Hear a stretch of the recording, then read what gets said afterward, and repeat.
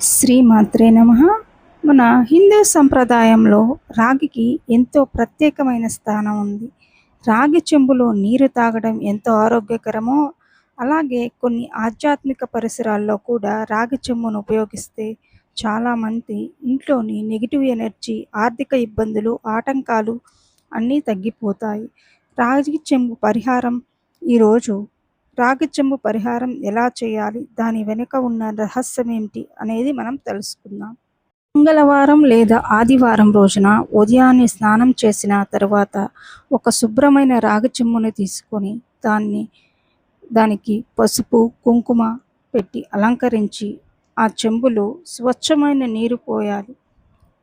తరువాత కొద్దిగా పసుపు, చిటికెడు కుంకుమ మరియు కొంచెం నవధాన్యాలు వేసి ఇప్పుడు ఆ రాగి చెంబుని ఇంటి ప్రధాన ద్వారం నుంచి ఈశాన్య మూలం లేదా డోర్ తెరవటంతోటే కుడివైపున కానీ ఈ పరిహారాన్ని మనం చేసుకోవాలి.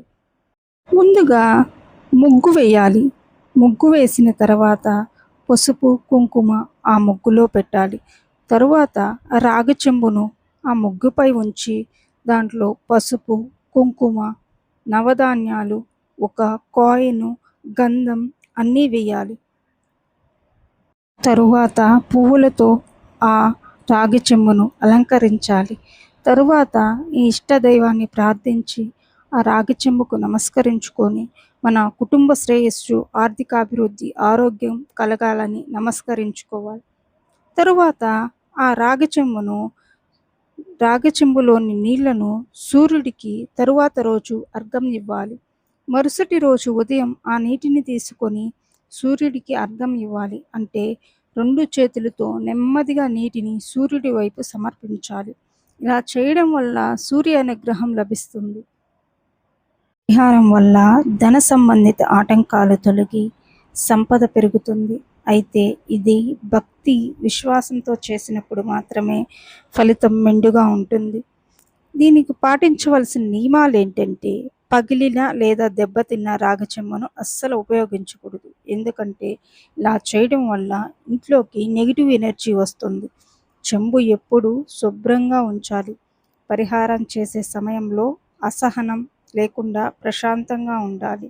భక్తి మరియు సానుకూల ఆలోచనలతో చేయాలి. శుక్రవారం రోజు ఇలా చేస్తే ఫలితాలు చాలా అనుకూలంగా ఉంటాయి. రాగి చెంబు పరిహారం అనేది మన సంప్రదాయంలో ఉన్న ఆధ్యాత్మిక విశ్వాసం. ఇది ఆధ్యాత్మికంగా మనలో సానుకూలతను పెంచడానికి ఉపయోగపడుతుంది.